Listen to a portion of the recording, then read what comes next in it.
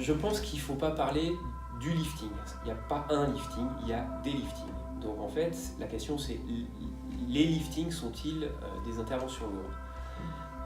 Donc la réponse est clairement non, parce que maintenant, on va chercher à s'adapter à l'anatomie du patient et on va essayer de traiter de manière la plus sélective possible les zones qui en ont besoin pour obtenir d'abord un résultat naturel, et ensuite ça permet d'alléger les procédures. Et avant, le lifting était peut-être une intervention lourde parce que le lifting se faisait sous anesthésie générale avec une hospitalisation, avec des suites dans lesquelles on allait être relativement marqué.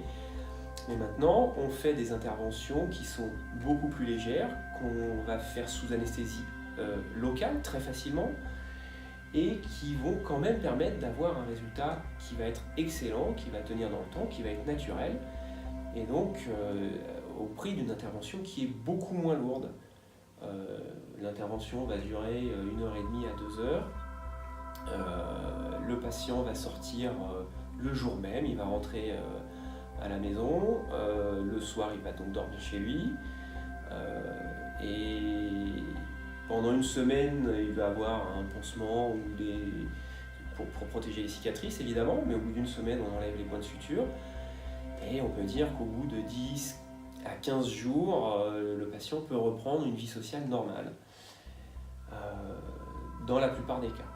Voilà, donc globalement, d'abord il ne faut pas dire le lifting, les liftings. Il y a presque autant de lifting que de chirurgiens et que de patients, j'ai envie de dire même. Et on arrive à avoir des procédures qui sont très allégées et avec des suites qui sont relativement simples et rapides.